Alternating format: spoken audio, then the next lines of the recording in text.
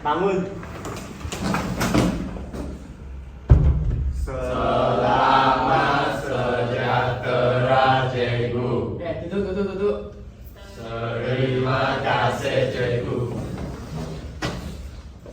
Selamat sejahtera. Hari ini kita akan membincangkan tentang peratapan masmuk. Ada tak siapa tahu apa maksud peratapan masmuk? Tak tahu. Maksudnya ia merujukan kepada masyarakat yang terdiri daripada berbagai kaum, budaya, agama dan latar belakang. Yang semua ni berhidup bersama dengan suasana harmoni. So, saya bagi satu contoh jadi Malaysia ialah salah satu contoh terbaik negara masmuk kerana kaya dengan keberbagaian ini.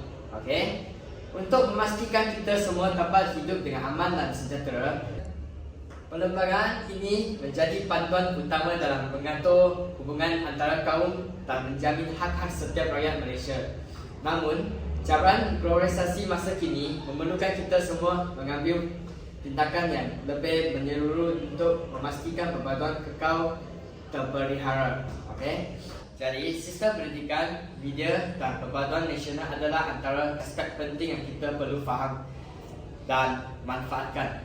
Jadi, marilah kita lihat apakah langkah-langkah penyelesaian dalam pembentukan dan pembinaan peratapan masmuk pada hari ini dalam usaha martabatkan perlembagaan. Selamat pagi cikgu, saya Kong Encik. Sebagai muka bina perbincangan, langkah yang pertama dalam membentuk peradaban masmuk yang harmoni adalah dengan memperkasa pendidikan civic dalam sistem pendidikan negara kita. Pendidikan merupakan asas penting untuk membentuk masyarakat yang berilmu, bersikap terbuka dan memahami keberbagaian budaya serta perlembagaan negara. Pendidikan civic boleh diterapkan di peringkat sekolah dan universiti untuk mendidik masyarakat tentang hak dan tanggungjawab mereka. Contohnya, mata pelajaran seperti pendidikan moral dan sejarah dapat membantu pelajar memahami hak sebagai warga negara. Penerapan hukum negara dan artikel perlembagaan seperti hak keistimewaan bumi putera serta hak kesamaratan juga mengukuhkan kefahaman rakyat tentang keadilan sosial. Bak kata pepatah, melentur bulu biala dari rebungnya.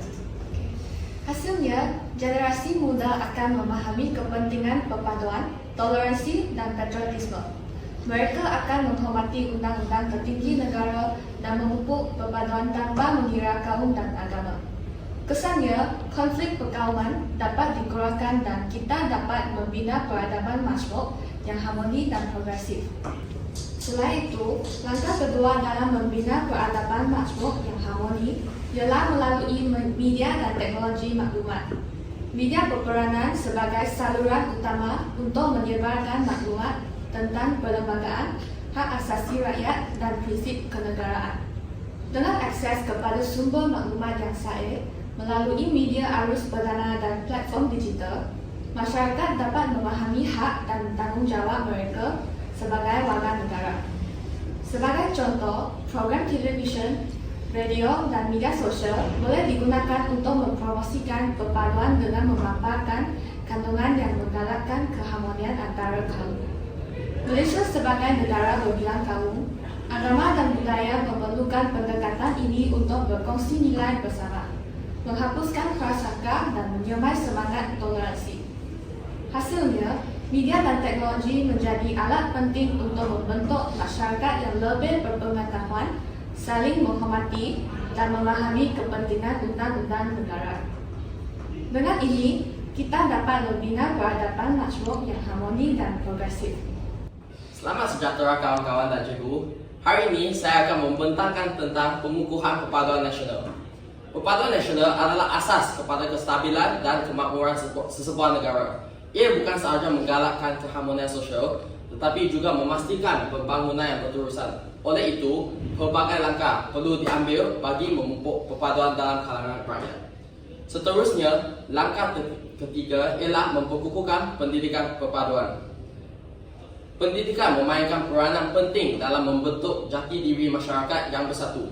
Oleh itu, pendidikan sivik dan sejarah perlu diperkukuh bagi meningkatkan pemahaman terhadap kepelbagaian budaya serta kepentingan perlembagaan. Selain itu, kurikulum kebangsaan perlu menekankan nilai perpaduan dan semangat patriotisme tanpa mengira kaum atau agama.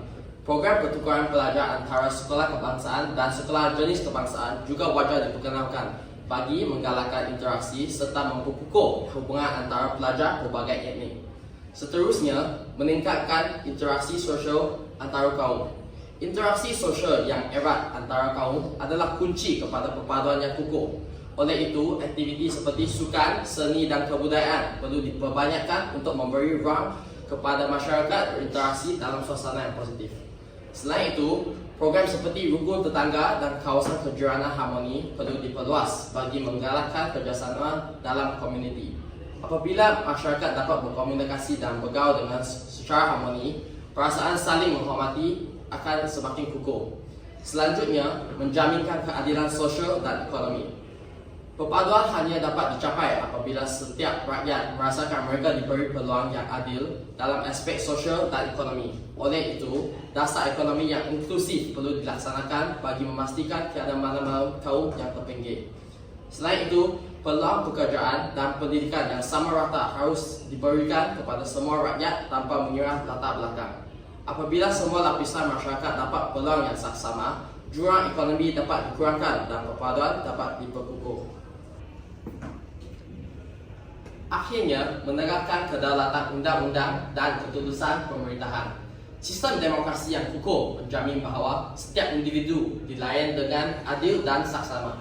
Hak asasi manusia perlu dipertahankan dan keadilan sosial mesti ditegakkan bagi memastikan rakyat merasa dilindungi. Pada masa yang sama, tadbir urus kerajaan yang telus dan berintegriti amat penting dalam membina kepercayaan antara rakyat dan pemerintah. Apabila rakyat yakin dengan kepimpinan negara, mereka akan lebih bersatu dalam mencapai matlamat bersama. Kesimpulannya, perpaduan nasional bukan sesuatu yang berlaku secara semula jadi. Ia memerlukan usaha berterusan daripada semua pihak, terutamanya dalam aspek pendidikan, interaksi sosial, keadilan ekonomi dan pemerintahan yang telus. Dengan langkah-langkah yang betul, kita bukan sahaja dapat membentuk sebuah masyarakat yang bersatu dan harmoni, tetapi juga memastikan masa depan negara yang lebih cerah dan sejahtera. Terima kasih. Selamat pagi semua, nama saya Edison Licungi. Sekarang kita akan membincangkan isu yang berhubung dengan bab 3, etika dan peradaban dalam masyarakat kebangsaan.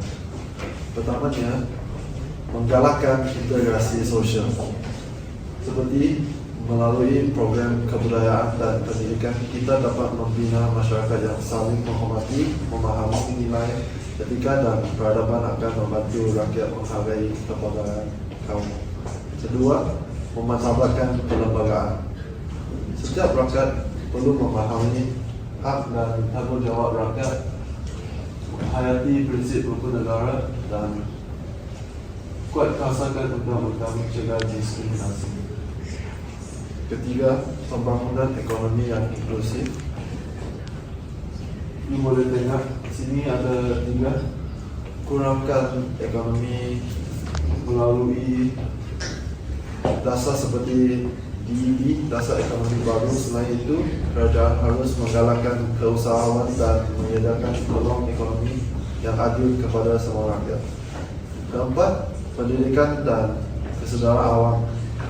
Nilai-nilai mulia perlu diterapkan dalam masyarakat dan dialog antara kaum harus diadakan bagi meningkatkan kefahaman antara satu sama lain.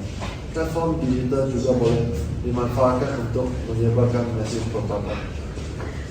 Kelima, menangani cabaran globalisasi dan media digital. Masyarakat perlu sedar akan kesan teknologi terhadap etika dan peradaban. Penyebaran berita palsu mesti dicegah dan penggunaan platform digital secara beretika harus dipromosikan bagi mengekalkan harmoni. Itu saja untuk bab 3. Di samping itu, isu yang kedua dengan berhubung dengan bab 4, pemantapan kesempatan nasional Malaysia. Pertamanya, melalui pendidikan, subjek sivik dan sejarah perlu ditekankan di sekolah bagi memupuk kefahaman tentang perlembagaan dan hak rakyat. Selain itu, dasar pendidikan kebangsaan harus diperkukuhkan bagi menggalakkan integrasi kaum sejak usia muda. Selain itu, dasar kerajaan juga penting. Dasar Perpaduan Negara DPN diwujudkan untuk membentuk identiti nasional dan memastikan keadilan sosial.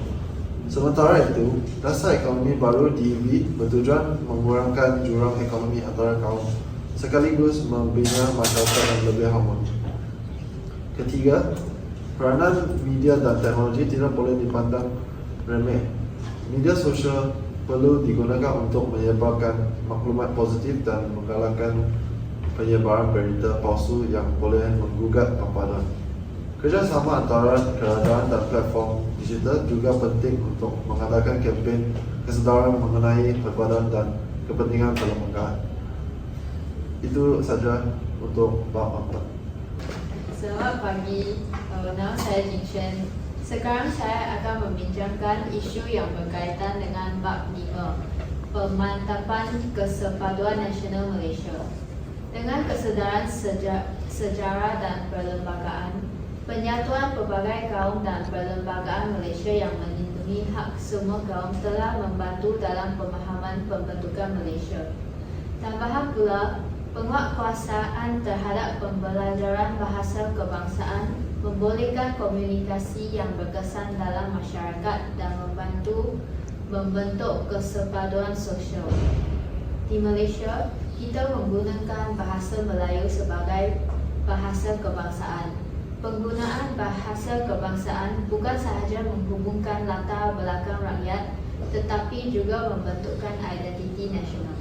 Sekarang saya akan membincangkan isu dalam pembentukan Perabatan Majmuk berkaitan dengan subjek penghayatan etika dan perabatan. Pertamanya, dalam bab 7 teknologi maklumat dan komunikasi pergerakan kesepaduan nasional di Malaysia. Buli cyber boleh membawa kepada kesan berbahaya seperti tekanan dan bunuh diri. Diketahui bahawa Malaysia dibentuk melalui perpaduan kaum dan agama yang berbeza. Di Malaysia, ada pelbagai kaum seperti Melayu, Cina dan India serta agama seperti Islam, Buddha, Kristian dan Hinduism.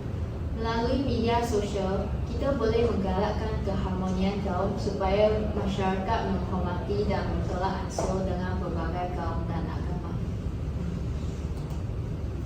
Selain itu, terdapat peraturan yang telah ditetapkan untuk memastikan kesaksamaan seperti persamaan antara kaum dan agama dalam perkara 8 dan kebebasan bersuara demi keselamatan awam dalam perkara 10 Perlembagaan Persekutuan. Oleh itu, media sosial boleh digunakan sebagai alat untuk memupuk perpaduan kerana mesej yang disebarkan melalui internet dapat menggalakkan perkongsian budaya dan sejarah. Terima kasih murid-murid. Jadi saya sekarang akan buat satu penutup. Kesimpulannya, Peratapan Majmuk di Malaysia merupakan satu asas yang penting dalam mengekalkan keharmonian dan kestabilan negara. Untuk mencapai matlamat ini, kita memerlukan pendekatan yang seluruh, melibatkan pendidikan, media, perpaduan nasional serta amalan prinsip demokrasi dan kedaulatan undang-undang. Pendidikan sivik juga memainkan peranan utama dalam mendidik generasi muda tentang hak dan tanggungjawab sebagai warga negara. Melalui subjek seperti pendidikan moral, sejarah serta penerapan prinsip rukun negara dan perlembagaan, pelajar dapat memahami kepentingan perpaduan dan keadilan. Seterusnya, peranan sosial media dan teknologi maklumat juga merupakan platform penting dalam menyebarkan maklumat sahih yang mempromosikan keharmonian dan toleransi antara kaum. Namun, penyalahgunaan media sosial untuk menyebarkan berita palsu perlu dipantau bagi melindungi kestabilan negara. Selain itu, pengukuhan perpaduan nasional amat penting. Aktiviti seperti program kebudayaan dan sukan dapat mempereratkan hubungan antara kaum. Malahan, pengalakan perkahwinan campur juga membantu membentuk masyarakat yang lebih bersatu. Dalam aspek ekonomi, dasar yang inklusif dan adil memastikan keseimbangan sosial tercapai. Akhir sekali, prinsip demokrasi dan kedaulatan undang-undang memastikan semua rakyat dilayan dengan adil tanpa mengira kaum dan atau agama. Dan kerjasama semua pihak, Malaysia dapat terus maju sebagai sebuah negara yang harmoni dan bersatu dalam keberbagan. Itu sahaja untuk hari ini. Ada apa soalan? Nak tanya? Boleh datang sini. Jumpa saya. Okay? Terima kasih. Bangun. Terima kasih, Cikgu. Okay. Berdoa. Bye-bye.